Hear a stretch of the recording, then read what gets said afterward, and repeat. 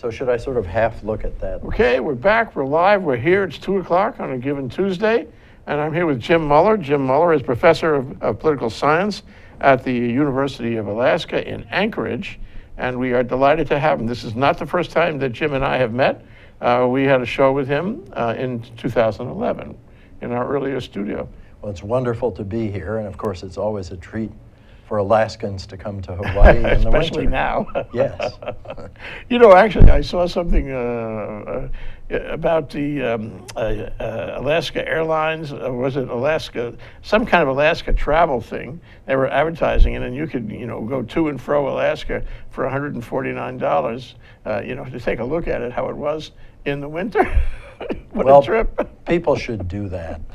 Maybe wait till February. We have the Fur Rendezvous in Anchorage in the middle of the month.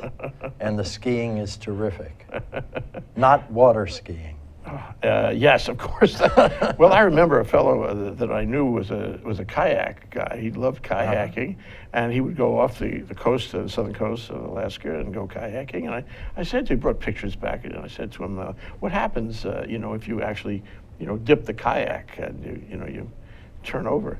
And he said, well, if you don't right it within a matter of seconds, you're dead. That's how cold the water is. 34 degrees. Yeah, that's just over freezing, yeah. Yeah, you might have 10 minutes if you're lucky. Yeah. Gee, that just popped in my mind from a long time ago. Anyway, still, we all admire you because it's kind of the last frontier, Alaska. You have all this wonderful, primitive land up there, and all the flora and the fauna and the animals and whatnot. Must be great to go out into the bush. It is. It's very interesting. Yeah. But I think you have places on this island of Oahu that nobody's ever walked, almost. Yeah, touche. Yeah. Well, let's talk about life in the University of Alaska. You're the chair and professor of political science up there, and you've been there a long time. Am I right? 1983. 33 years ago yesterday, I fetched up there to start my job. All in political science. Right. Where did you take your degrees? At Harvard. Mm-hmm. And you have a PhD in political science? Right. But somewhere in there is a lot of history, I know this.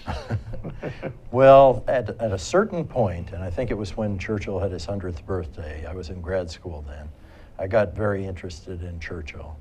And though I didn't do my dissertation on him, I started reading his books late at night. Got interested in him that way.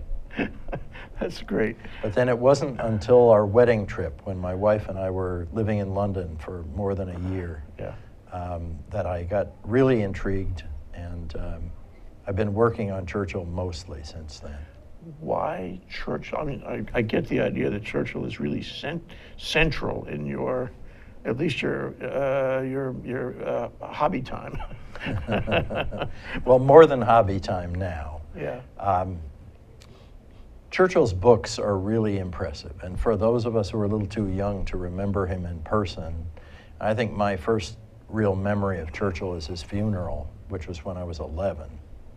But when was that? I don't want to do math on your age. But no, it's okay. January of 1965 was his funeral. Yeah. He died on the 24th, and the funeral was the end of the month. And he was a great man. Of all the huge characters we merged in World War II, he had to be actually the top. Well, he's pretty amazing, and I think the fact that he wrote 40 or 50 books, depending on how you count the multi-volume ones, in addition to holding practically every cabinet office there is in the British government, in a political career that lasted 6 decades. It's pretty amazing. So from the point of view of a political scientist and a historian, you connected with him and his life. And it's interesting that in 1965, you and I were alive, and we can remember him dying. We can remember the end of that era, and such a huge figure. And so you connected with that, and you've been writing about him and about his books. I knew Churchill was important, and on his 100th birthday, what we did was we listened to Edward R. Murrow's record of his speeches. Perfect. And after that, I thought, I really ought to know more about this fellow. But when I began to read his books, what I found out was that he was thinking about the same questions of political philosophy that I was studying about in college and in grad school. Yeah. And that surprised me because most politicians are not that reflective. Yeah. You know, most of them, if they write books, it's either an autobiography or a book of speeches. And Churchill wrote both those kinds of books, but he also wrote a novel, biographies, histories, and various kinds of books on the wars he participated in. And those books are very thoughtful. And I think he learned a tremendous amount by that writing that he did. The Renaissance man, everything was fair game. Yeah. Well, it's a wonderful way to learn new words, to read Churchill's books. Lots of people, for instance, have the History of the English-Speaking Peoples, the 4-volume set he wrote, or the Second World War, the 6-volume memoirs of the Second World War. Both of them were sold by the Book of the Month Club, and so they've passed popular. already through a generation or two Really? in many cases. Well, I just, this is what would be a good time for me to tell you what we're talking about here today. If you didn't guess it so far, it's about Churchill. That's because Jim has is written. You're done with the book about the River War. Well, the River War book is about to come out, but it won't be till much later this year. And It's a you big spent project. 27 years writing this book. It took a very long time. This is a book by Churchill, which I have done a new edition of because Churchill wrote it and published it in 1999, but then abridged it 3 years later, and only the abridged version has been available for more than a century, So unless you have the first edition. we're calling it the River War, or rather Churchill on the Nile. I like that one. And this is Think Tech Global, because this is a global story indeed. And I want to explore with you, what was motivating him and what this tells us about his, his intellectual capacity and his dynamic, which took him to be one of the great thinkers, the great political thinkers, if you will, of the 20th century. It's quite remarkable. But he didn't start out in business. He didn't start out in politics. Or maybe you could say that what he was doing was political. He started out in the army in Sandhurst, as you say, and he wanted to go everywhere there was a war. What a guy. Right. Well, of course, the 19th century, after the Napoleonic Wars, there really weren't any big wars except for the Crimean War that Britain was involved with. In the latter part of the century, France and Germany had a big war, a couple of them, much to France's disheartening, but there were a lot of little wars, right? There were a lot of little wars. And they were like projects. It was like often a project. they were frontier wars and things like that. And somebody would say, in the Admiralty, for example, they'd say to some military officer, we have this little war we would like to conduct. You're in charge. Go make a war. Right? It was not a big deal. Well, what often happened was there were parts of the British Empire, which was everywhere, where somebody would make trouble from time to time. And then troops would have to be sent and so on. And that was about all the action that British military officers had for decades. And what was interesting about Churchill is he wanted to get to those wars just as fast as he could. He was itching for action. He was, and when he was at Sandhurst as a cadet, he wanted to make sure that he would have the courage, and so he even got himself invited to accompany Spanish troops marching around Cuba right before the Spanish-American War and the big rebellion. It was going on as a kind of low-grade guerrilla war, and Churchill tromped around there with Spanish troops and got himself shot at pretty close to his 21st birthday for the first time. And I mentioned my reaction looking at the materials you sent and that I looked at myself was that Churchill was fearless. He wanted to go into the heat of battle. He wanted to be there at the battlefield, and he tried mightily to get there, and sometimes without success, but he always wanted to be there. Right. He was hoping to make a name for himself and to win a reputation for being brave. And he was hoping to follow his father into the House of Commons. His father had been Chancellor of the Exchequer briefly, and Secretary of State for India, but had had a kind of disastrous end to his political career when he picked a fight with the prime minister and lost. And Churchill wanted to vindicate his father's memory and succeed him in Parliament. But to do that, he thought he had to make a name for himself. And he was interested in troops. He had a collection of toy soldiers made of lead, numbering over 1,000 when he was growing up, which he played with on his nursery floor. You can see the soldiers at Blenheim Palace now if you go visit Blenheim Palace. And Churchill's father thought he was too stupid to do anything but go into the army. And so it was decided that that was what he would do. Now, somewhere in there, Churchill decided he liked to write. And what made him do that? Well, that's an interesting question. He went to a school called Harrow School, Sure. which is a public school in Britain, meaning a very exclusive private school. Mm-hmm. And he was there for 4 years. And that was where he really learned how to write. He had, as he tells us in his autobiography, My Early Life, a master there named Mr. Somerville. And Somerville happened to be the guy who invented diagramming sentences. And he hadn't published his little book about it yet, but Churchill was sitting out with the other boys, and he was the guinea pig. And so Somerville taught him how to diagram a sentence. And, Churchill had an amazing memory, and he was very intrigued by everything at school, unless he wasn't interested, in which case he didn't care at all. And so as a student, he never did terribly well. Really? Because he thought unconventionally. He was very smart, but he also didn't pay much attention if he didn't care. And he wasn't good at Latin and Greek, which was important in those days. Yeah. And so, but yes, some of the essays he wrote in school, and even some of the newspaper articles he wrote for the school paper, are very funny and interesting and precocious and show, an unusual intelligence. In Harrow? Yeah. Harrow's a good school to learn the English language. Well, it is. Isn't it? Don't they have these debates? I was there once, and I recall that sort of debate hall where you argued cases and questions and so forth, and it was really ancient, out of the 14th century or something. Right. And you got to be good on your feet. You got to be good with the language. Yeah, well, Churchill participated in the theater there.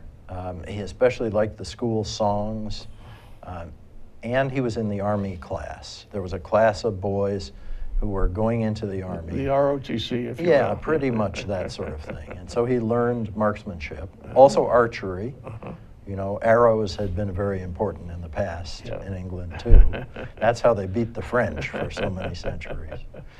So, but when Churchill went to Sandhurst, he was very interested in learning as much as he could, and there he was a very good student. What was it like to be an officer or a cadet in those days? It was a chance to live with other men who were part of the aristocracy. All the officers, with very, very few exceptions, came from the aristocratic class. And Harrow was a perfect feeder school for that. It was, although most Harrow boys did other things. But Harrow is, along with Eton, one of the two most famous public schools. Churchill had gone to Harrow because he had bad lungs, and Harrow's on a hill, whereas Eton is in a swamp. So it was thought, even though his father had been an Etonian, that he should go to Harrow instead. Funny little thing, if he didn't have bad lungs, he might have gone to Eton instead, and if he went to Eton instead, he might have caught pneumonia and died. We would be having this conversation right now. Perhaps not. We're going to take a short break, Jim. That's Jim Muller. He's a professor and the chair of political science at the University of Alaska in Anchorage. And we are talking about Churchill on the Nile. We have only started, there's so much to cover, but I do want to come back and talk about his experience on the Nile and why he wrote about it. I'll be right back. Ted Ralston, folks, host of our show at Think Tech Hawaii called Where the Road Leads, where we talk about technology influencing the future of Hawaii. technology, of course, is the art of solving problems. We always bring in interesting and informed guests who can see from different perspectives and different points of view how that future might unfold and how technology can assist us in getting there. So once again, join us 4 o'clock to 5 o'clock on Fridays. Ted Ralston, your host. And please, if you have ideas that you'd like us to address on this show or folks who you think should be on it, let us know. Mahalo for watching Think Tech Hawaii. We are a channel dedicated to raising public awareness about the importance of technology, energy, diversification, and globalism to the future of Hawaii. We broadcast and stream daily from 1 to 5 every weekday, and we broadcast on Olelo 54 and OC16 TV. All of our shows are archived on thinktechhawaii.com, and we hope to see you there. Aloha.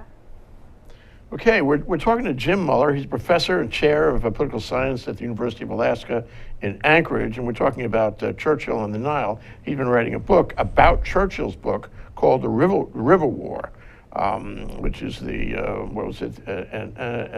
an account of the reconquest of the Sudan. It's a very interesting time in European history, African history. And we have some photos. Let's take a look at that so we can sort of paint the landscape of what was going on. So here are the graphics. Why don't you describe them, Jim? Well, this is actually the title page, and on the left, the frontispiece from the new edition of Churchill's book, which I'm just finishing up, which will be published later on this year. And on the left, what you see is a drawing by Churchill's comrade and brother officer, a fellow Harrovian and an officer, a lieutenant, as the British say, Angus MacNeil. And what he's showing there is a Dervish warrior. These are the people that the British, the Anglo-Egyptian army under Kitchener, were fighting against.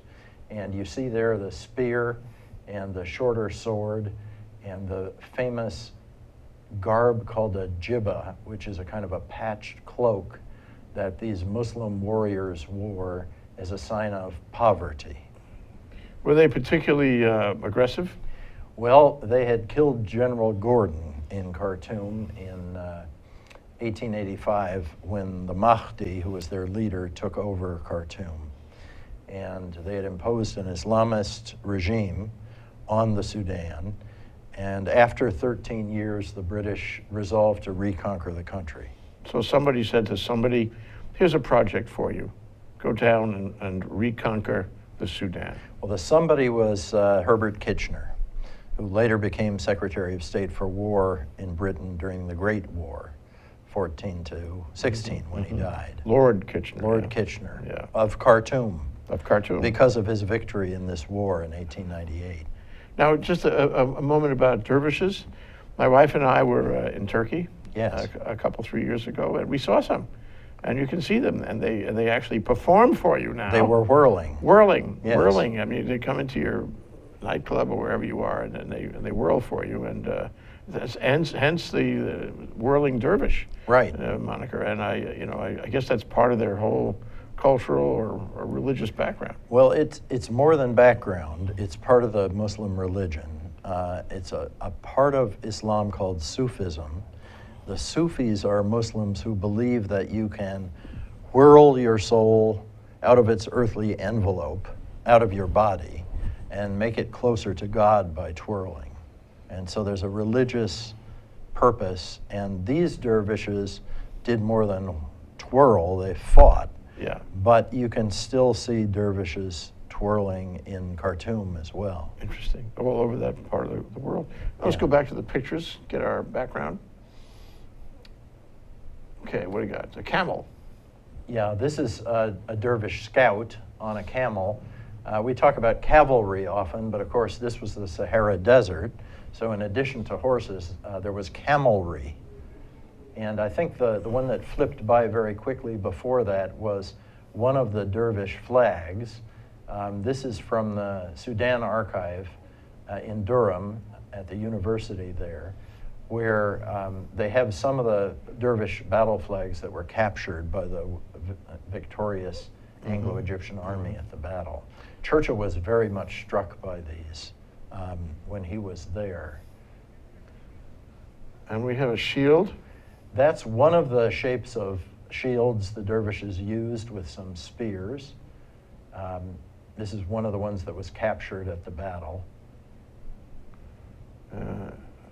Okay, there's And here's now this is a Sudanese piper, showing a kind of combination of a Scottish instrument and a black soldier in the Anglo-Egyptian army, originally from the Sudan.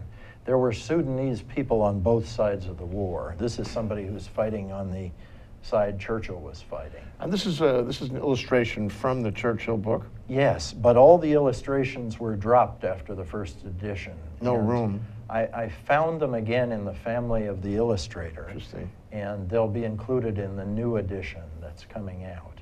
Now, This man, the Yes. Mahdi, Muhammad Ahmed, is the only picture we have of him, but he's the man who made the revolution in the Sudan. He grew up, he eventually became a prophet, a Muslim prophet, and he eventually tried to liberate his country. And one of the interesting things about Churchill's book is that he has quite a bit of sympathy for this rebellion, even though he was fighting against it. This man, the Mahdi, Muhammad Ahmed, died in 1885, only a few months after Gordon was killed and he had become master of the Sudan. And he was then replaced by his successor, the Khalifa, Abdullah, who led the country afterward and who was the leader of the troops that Churchill and the Anglo-Egyptians were fighting. Anglo-Egyptians is interesting because I realized reading material on this is that Egypt and England were together. That England controlled at the time, and some imperialistic process controlled Egypt. Here's what happened. Egypt was actually part of the Ottoman Empire. But the Ottoman Empire had been the sick man in Europe for at least a century. Coming apart. And it was coming apart. And the Khedive, who was the Egyptian leader, had borrowed tremendous sums of money because he was a spendthrift. And most of the lenders were British and French. And so the British and French were very worried that if they didn't take charge of Egypt, they'd never get their money back. And they agreed they would bombard Alexandria when there was a nationalist rebellion in Egypt that threatened to make Egypt independent. The French chickened out at the last minute, and it was only British warships that bombarded Alexandria and put down the rebellion. These alliances come apart so quickly. Right. And after that, there was someone called a British agent in Egypt. That was the term for him, but in fact, he was the ruler of Egypt. But His he was job British. was He to British. give, yes, his job was to give advice to the Khedive. The Khedive's job was to take the that advice. advice. Right. But this was, this is again, we talked about this during the break, but this was another time, and you when you go back here, it's more than just nostalgia. You have to live in the turn of that century. You have to understand imperialism, how it played out, and you have to understand the British approach to it. Right. With these wars and these imperialistic moves they made, and the loan. I love the loan story. You want to protect your investment, but this was happening at the time, and to understand Churchill and the British Army and the way they related to the Muslims at the time and Sudan, you have to see that picture. So, what was so valuable about Sudan anyway? Was the Nile comes through Sudan? You've just mentioned it. Egypt is completely dependent on the water from the Nile. Without that, Egypt would be like Somalia. There'd be no population there. There'd be no wealth. Yeah. There wouldn't have been any pharaohs or pyramids or any of that. Yeah. With it, they built a high civilization, but they were never able to conquer the Sudan in ancient times. That didn't happen until 1819. They marched up the river and conquered Khartoum and much of the rest of the Sudan. This imperialism had been going on a long time. Well, that was Egyptian imperialism. Okay. And they did it sort of in an imitation of European imperialism. interesting, yeah. And it was nasty and unjust and really terrible. And the biggest part of the Sudanese economy was the slave trade. and the Egyptians took it over. And they took advantage of the Sudanese in many other ways. And Churchill thinks the rebellion was completely predictable and justified by the misrule of the Egyptians.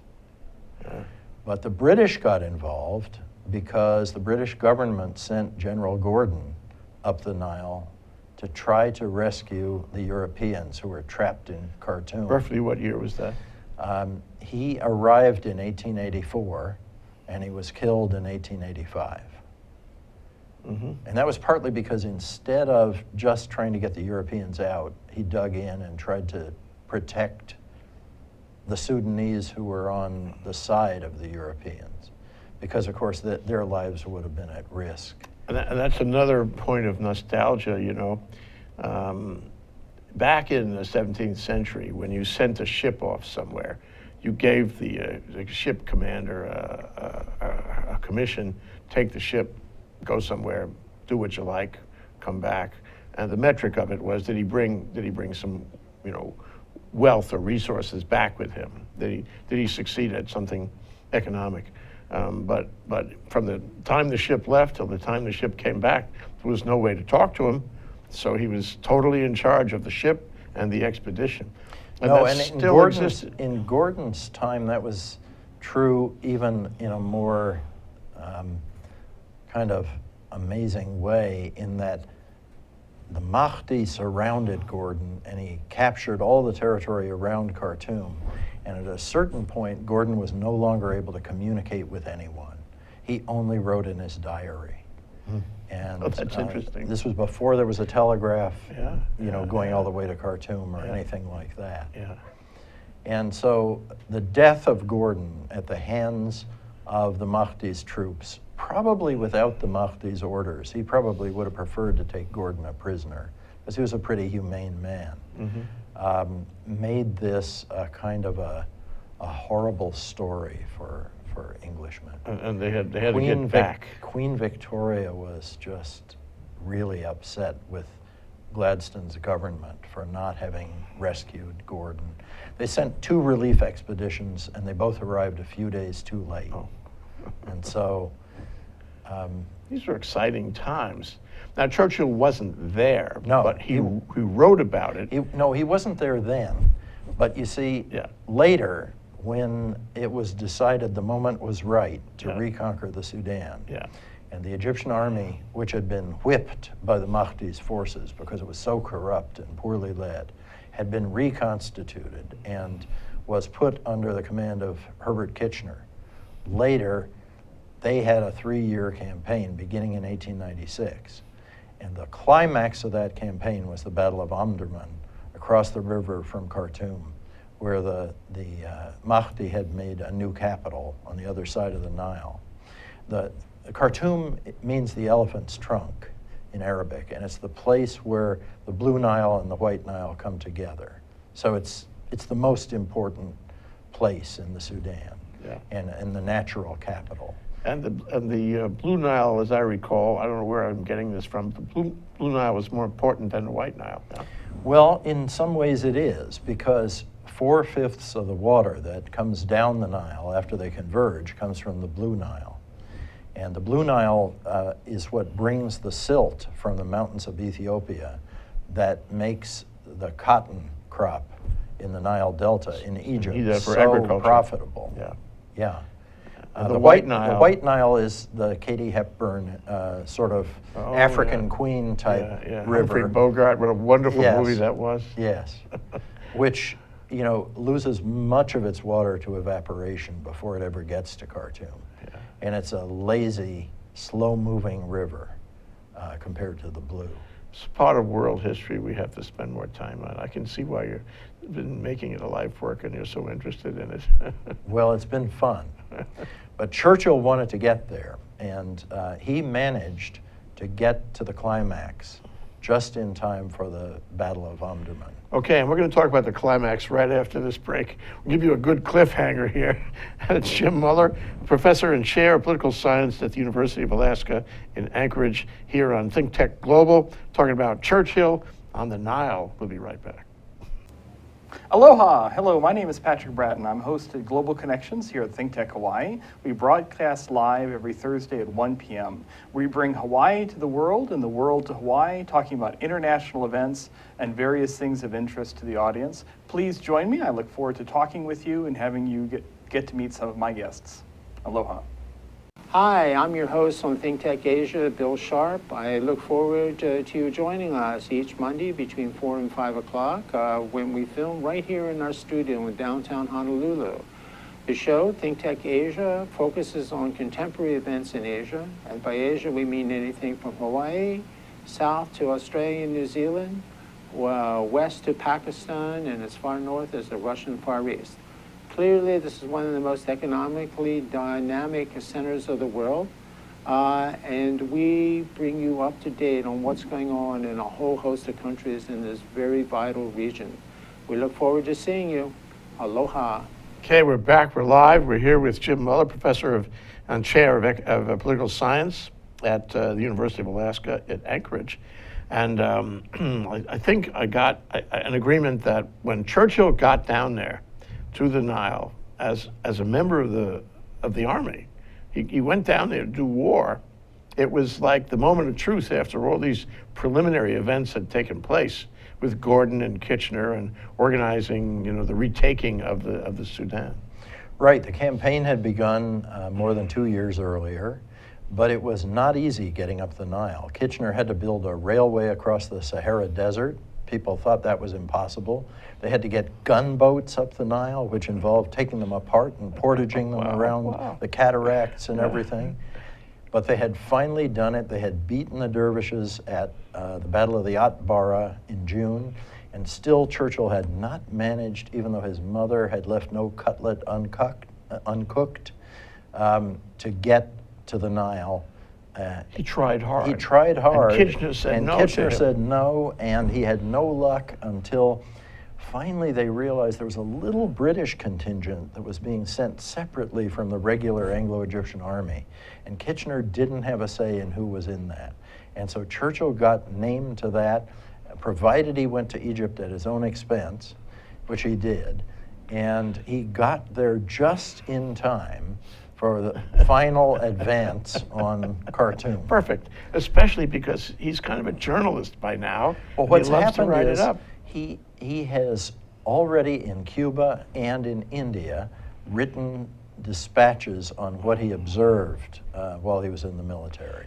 And then you publish a book of dispatches. Right, later, and he had published one book already on the Malakand in India. And so what happened was that he was the correspondent of the Morning Post, and he was paid £10 per column, for which in those days was real money, though not a lot of it, but for these columns. And he wrote 15 newspaper columns back to the Morning Post, usually after a march of 25 miles or so across the Sahara Desert. That's a long way to walk. With the temperature still 119 degrees. And then he starts summer. writing. Wow. On paper he had taken from the British agent in Cairo with his purple fountain pen. Purple fountain, yeah. Yeah. Was that very distinctive for Churchill, the purple fountain pen? Well, purple ink in the fountain pen. Yeah. And then these had to be sent back laboriously down the Nile and across the Mediterranean and across the continent back to London, where they were published about three weeks later on average in the Morning Post. And he made money, and the money he used to get to the Sudan campaign, right? Right. That was the way he funded it, because the army wasn't paying him a dime. The army was paying him a very little bit, and it costing him more since he had to buy polo ponies and other things. And because his father had been the second son of the Duke, his branch of the family had no money. He was an aristocrat, but that didn't help any. Primogeniture, yeah. Right. So Churchill got to the Battle of Omdurman just in time to fight this army of the Dervishes, which vastly outnumbered the Anglo-Egyptian army, but which lost, of course, because the Anglo-Egyptian army had the gunboats and they had machine guns. And so really the Dervishes were no match for a modern European army. Yeah. And Churchill was sent out on the morning of the battle to do reconnaissance. He climbed up the hill all by himself That's on his risky pony, business. looked out at the Dervish army numbering perhaps 30 or 40,000, saw them advancing, heard their cries, saw their banners, and then sent a dispatch back to Lord Kitchener describing what he had seen. He couldn't resist writing it up. No, he was commanded to go Okay. do reconnaissance. Okay. Well, you know, but it strikes me, I mentioned to you earlier, that he had tremendous courage, that none of this bothered him, that he might lose his life. He wanted to be in the fray no matter what. Well, it's interesting. He says that he had stayed up on that hill quite a while watching the dervishes. And then he says, having a wish afterwards to write an account of it, he left his position. He retreated. Okay. Because it was very dangerous, really, Sure. remaining where he was. But Yeah. the most dangerous part of the battle was the cavalry charge. After the main part of the battle was over, Kitchener asked the 21st Lancers, which was the cavalry outfit Churchill had gotten himself attached to as a junior lieutenant, to clear the way into the capital of Omdurman. And what they didn't know was that there were about 2,000 dervishes hiding in a depression called a khor, which is kind of a runoff basin. What do they call it? A wagi? Wadi is a Wadi, similar wadi. word, Yeah, right? yeah. So Churchill and about 120 other British officers and troopers on horseback charged several thousand dervishes without knowing what they were doing until they were upon them. And Churchill was one of the very few officers who didn't suffer any wounds or damage. A number of officers were killed. Most of the British casualties in the battle happened in this charge. And one of the reasons he may have escaped without wounds was that he had injured his shoulder badly in India, getting off a lighter. He'd pulled it out of its socket, and he wasn't sure he'd have the strength to use a sword. So he bought himself a Mauser pistol, the latest model, and he charged with that and used it Probably in more the effective charge. than the sword. Right. Yeah. So now, this was pretty successful for a young Army officer. He was like 23 at the time. He was 23. And so he decided, Almost 24. He decided that he was going to write a book, actually a 2-volume book. And he did that within a couple of years after this happened. Here's what happened. The dispatches, the 15 dispatches he wrote for the paper, became the raw material for the book. But unlike his first book, which was rushed into print, Churchill spent a whole year working on this book. And he got very interested in the history of the Sudan and what had happened to General Gordon and the way that the British had come into Egypt and had reconstituted the army and taken charge of the economy and so on.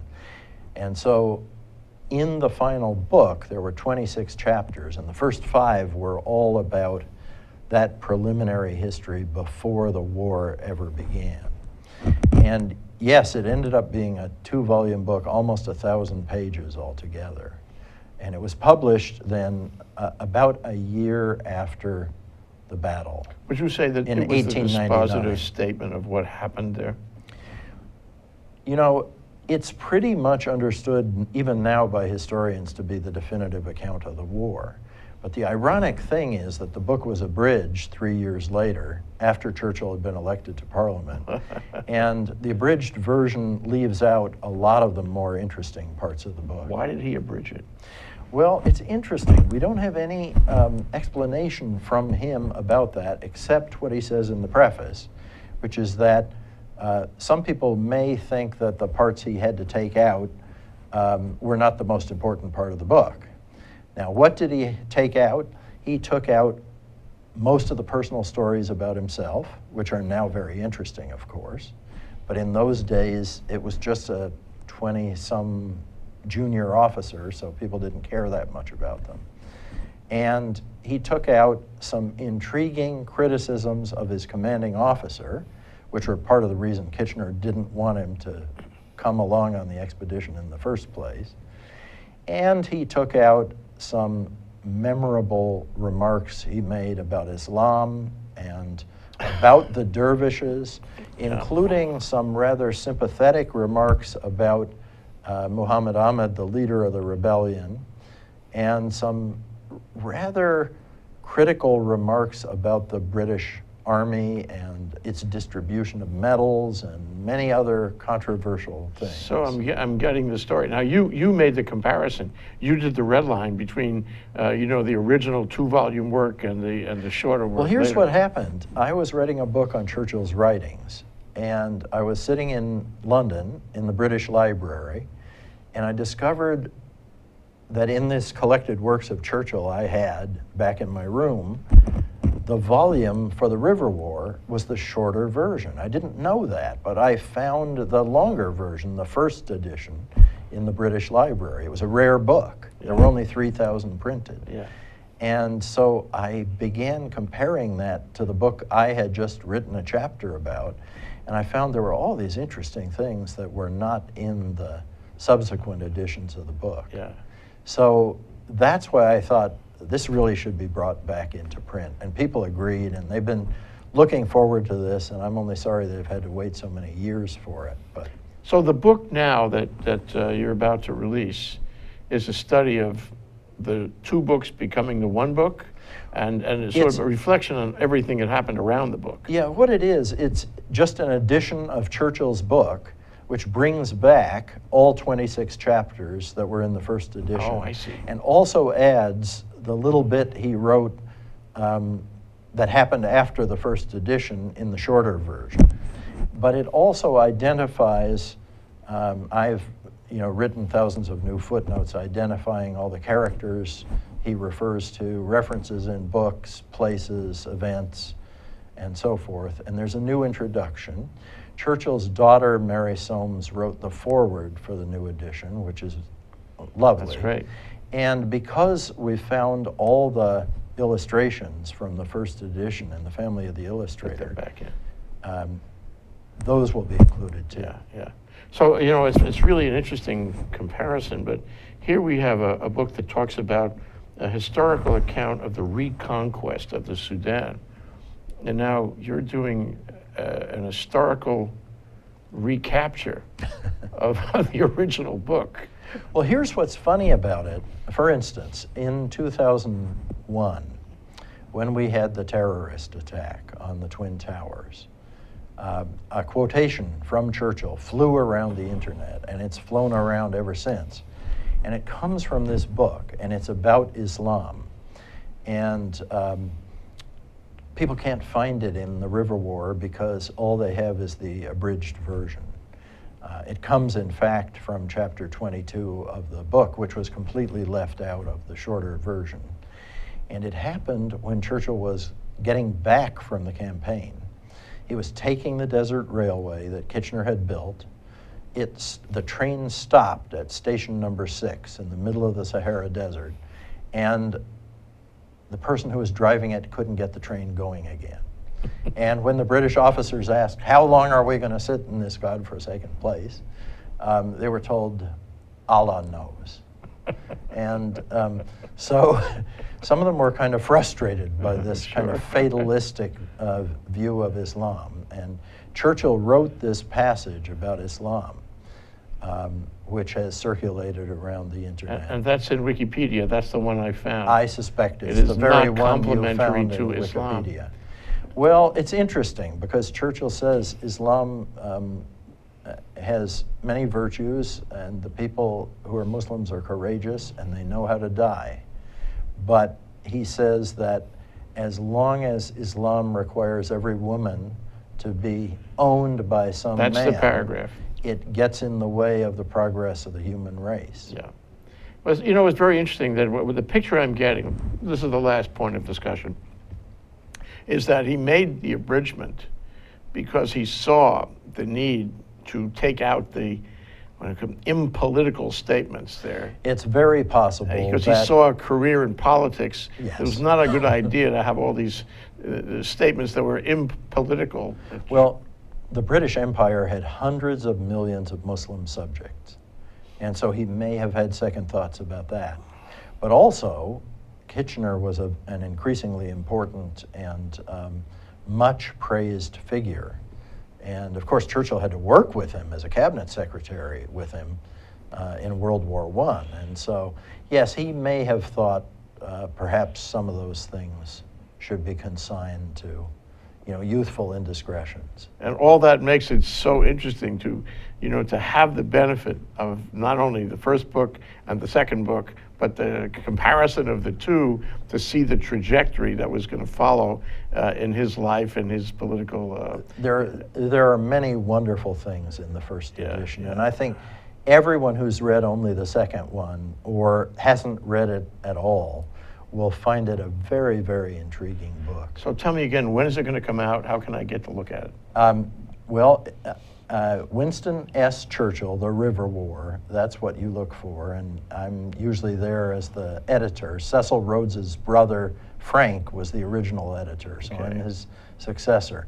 It's coming out the end of the summer. Okay, this year? Yes. All right. You should have a party. Thank you, Jim. Well, Jim very Muller. nice to talk to you. Nice to talk to you. And good to be in Hawaii again. Aloha.